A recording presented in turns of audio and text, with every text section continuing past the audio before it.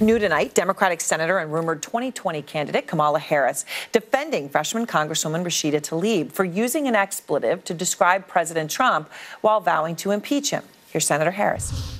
Honestly, my candid response is that she is not the first, nor will she be the last elected person to curse in public. I mean, now, you know, and so that's my response. To applause. And here's exactly what Congresswoman Tlaib said just hours after being sworn in. And when your son looks at you and says, "Mama, look, you won," bullies don't win. And I said, "Baby, they don't, because we're going to go in there and we're going to impeach the motherfucker."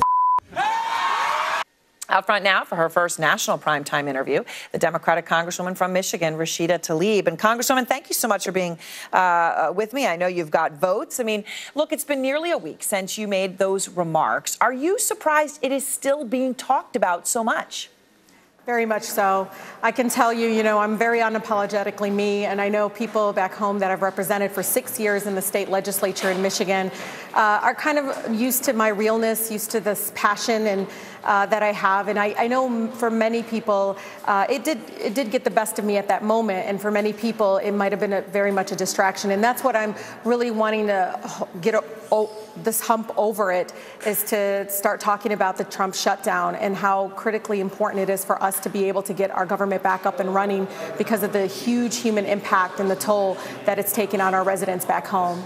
So when other Democrats have come out, they've obviously, they've criticized you for this, right? It's not just been Republicans, and it certainly just hasn't been men. You know that, right? I mean, here's a few of them. Alyssa Slotkin, your fellow new Congresswoman from your state, spoke out yesterday. Here's a few. I just can't support that kind of language. I think we're trying to set an example for our kids. To act like that, just awful, and to speak like that is even more deplorable. I don't really like that kind of language. I think that the office of the presidency should be treated with respect. It's not something I would say. Brad Sherman there at the end, Congresswoman, is obviously, he's introduced articles of impeachment, right? So he agrees completely with your sentiment. I guess what I'm trying to understand, and I know it's got to be hard, right? Because you're saying you're caught up in the moment, but do you feel like the right word to say is, I'm sorry, I wish I hadn't said it. I don't like the guy, but I wish I hadn't. I'm sorry, or is it fair to say you don't really feel comfortable going that far? No, I mean, what I want to do is not allow women like myself that have every right to be angry and upset and mad and to curse, that somehow they're not allowed to do it in some sort of public forum. I can tell you this. Yeah. What I completely very much don't like is that it did become a distraction. For me, it might have been, at this heat of moment or whatever, but I got to tell you, it's like we're in the middle of a shutdown, and I'm getting interviewed to talk about cursing instead of talking about the veterans I just left back home. And then again, continue on to know that we just passed to open up government, and it's sitting in the Senate right now. We don't need the President of the United States to sign these bills. You know why? Because within 10 days, they become effective, and then we can get our government back up and functioning. I don't understand why we're not able to do that. And then go back to the negotiation table. If you really do care about the American people, then let's get our government back up and running.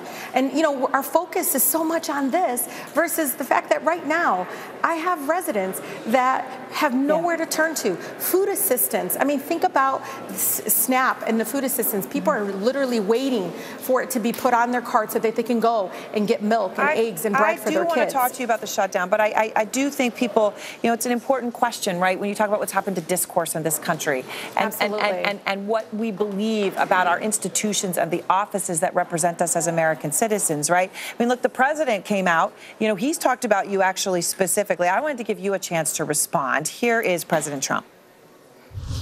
I thought her comments were disgraceful. I think she dishonored herself, and I think she dishonored her family. Using language like that, I thought it was highly disrespectful to the United States of America. Separate from the person, do you agree? Do you think that there's a point there about the office, not the person? The only person disgracing the office of the president is the president of the United States currently, and that's Donald Trump.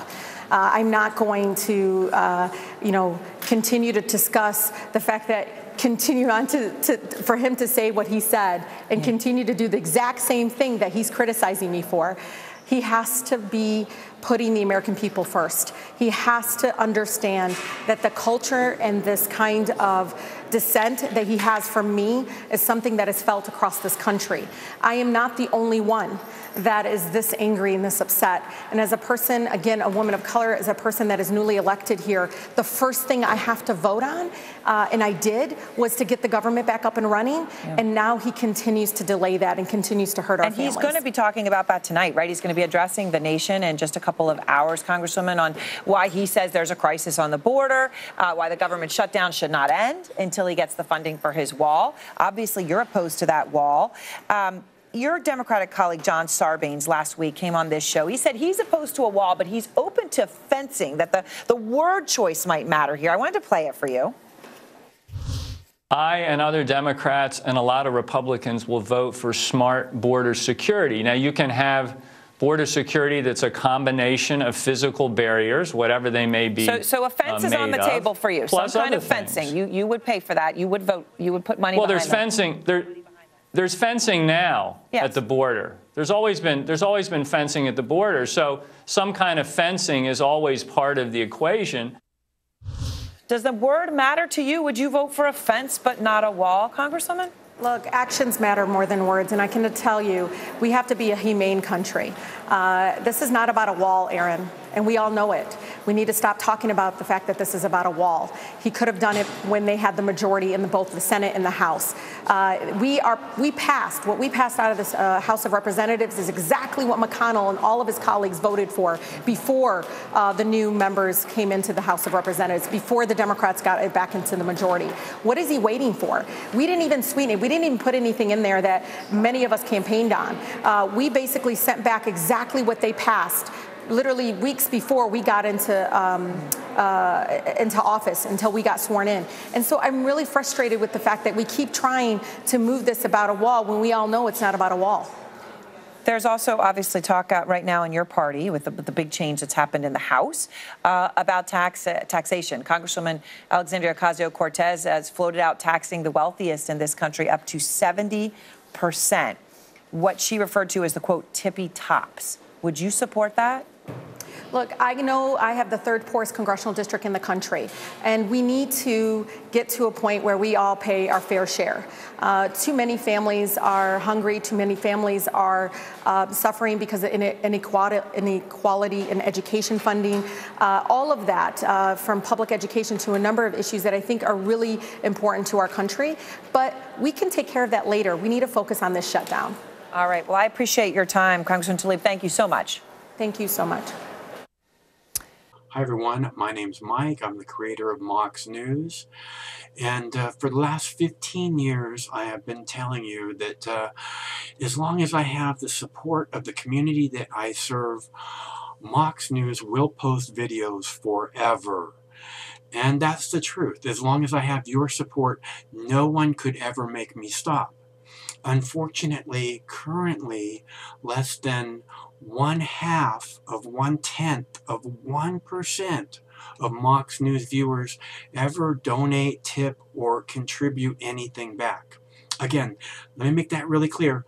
Much less than 1/1% ever give anything back.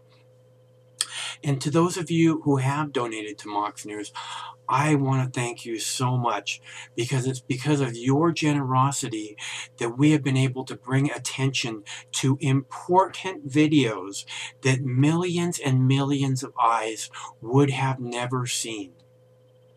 And I think that that's an amazing thing that we've been able to make happen together. And I can't thank you enough for helping me make that happen. So it's not too late. If you'd like to see Mox News covering the 2020 presidential election, if you can't imagine the 2020 presidential election without Mox News, please, there's still time. You can make a difference. It's easy to make a contribution, donation, or tip.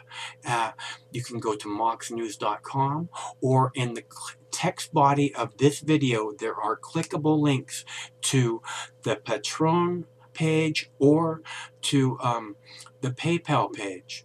And again, it should take less than 2 minutes to make a donation, and your donation can make a big difference. So I thank you all. Stay cool. One of these days this war is going to end, and it would be awesome if Mox News could be there to celebrate that day with you.